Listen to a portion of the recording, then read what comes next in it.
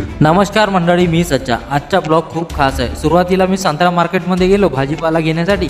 भाजीपाला वगैरे घेतला, तिथं मग गाजर दिसले। भाजीपाला घेताना गाजर आपल्या शरीरासाठी एकदम चांगलं, डोळ्याची नजर, पचनत्वचा, रोगप्रतिकारशक्ती सगळं मजबूत करून देते।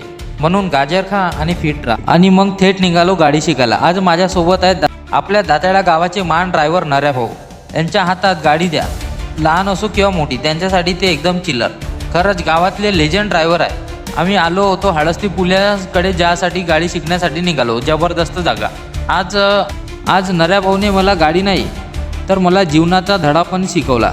नेहमी चांगले कर्म करा, मदत करा, दान करा, लोकांचा विचार चांगला ठेवा, कारण प्रत्येक कर्माचं फळ मिळतं। चांगलं कराल तर चांगलं होईल, वाईट केलं तर वाईटच होईल। जीवनात नेहमी दोन रस्ते असतात, योग्य आणि चुकीचा। आपण चुकीचा रस्ता नेहमी कधी निवडतो, पण आपल्याला चुकीच्या रस्त्यानं जातो, पण परत योग्य रस्त्यावर कसं यायचं तेही आपल्यालाच माहीत असते।